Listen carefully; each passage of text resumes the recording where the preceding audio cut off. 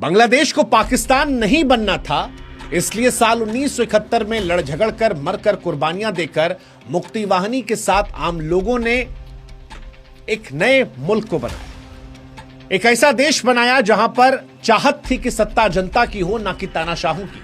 लेकिन आज बांग्लादेश को देखकर यह सवाल उठता है कि क्या पाकिस्तान से अलग होकर भी वो पाकिस्तान बनने की तरफ कदम बढ़ा चुका है? क्योंकि बांग्लादेश में जो कुछ हो रहा है वो पाकिस्तान में दशकों से होता आया है। 17 नवंबर 2025 को जब पूर्व प्रधानमंत्री शेख हसीना को मौत की सजा सुनाई गई तो अदालत में तालियां गूंज रही थी। सवाल उठा कि वो तालियां लोकतांत्रिक थी या फिर भीड़ की भावनाओं की, क्योंकि सरकार तो बांग्लादेश में किसी की नहीं है, कम से कम जनता की चुनी हुई तो नहीं है।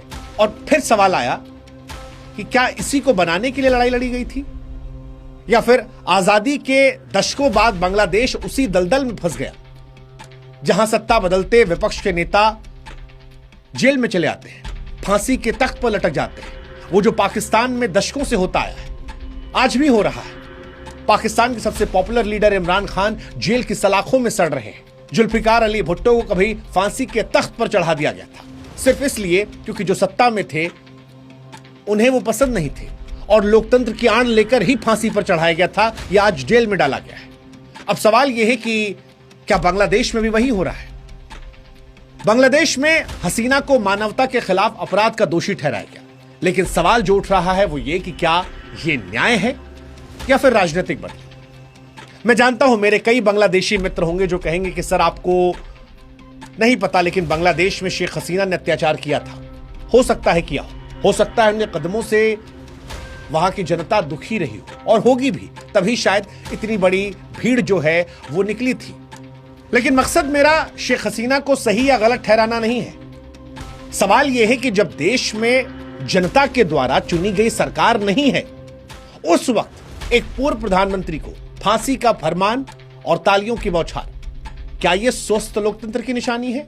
क्योंकि लॉजिक तो पाकिस्तान भी देता है इमरान खान को जेल में डालने के पीछे, लॉजिक जुल्फिकार अली भुट्टो को फांसी पर चढ़ाने पर भी था, नवाज शरीफ को हटाने पर भी था।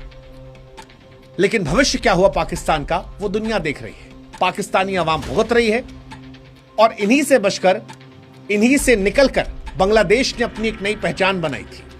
अब सवाल यह है क्या वो पहचान बदल रही है?